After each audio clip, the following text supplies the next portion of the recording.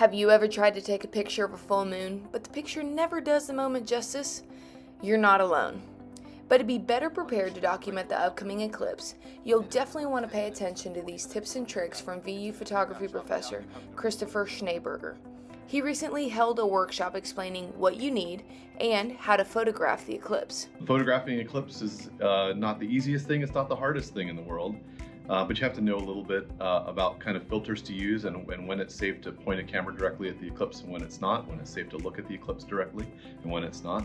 So I'll be going over all those things and how you can do it actually relatively simply with a phone camera and some simple to obtain equipment, or how to go really fancy with a big DSLR type camera. Just like our eyes, our cameras also need protection from the strong rays. But to look directly at the sun before the totality of the eclipse, we have to have this fancy filter. And you can see it's very mirror-like on the front side, and it's black on the back. And you can't see anything through this until you're looking directly at the sun, but that will help protect the sensor of your camera from the harsh light of the sun. You don't want to ever photograph the sun directly without this until the totality. And I'm simply making like a little cardboard tube, and this will get taped on just before the eclipse to hold it into place.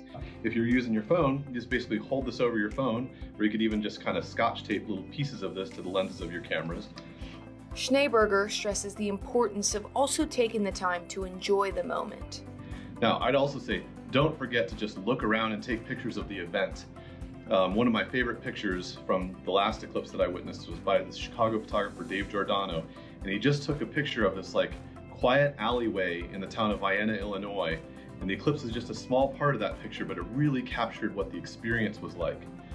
Finally, we are reminded of how lucky we are here in Vincennes. This is like an incredible opportunity. The eclipses don't happen that often, and the idea that a totality of an eclipse would be coming straight through your town won't happen in thousands of years again in Vincennes. Probably one of the biggest events that'll ever happen in Vincennes.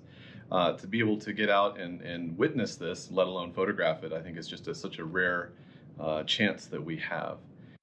For Vincennes PBS, I'm Nicole Cardano Hillary.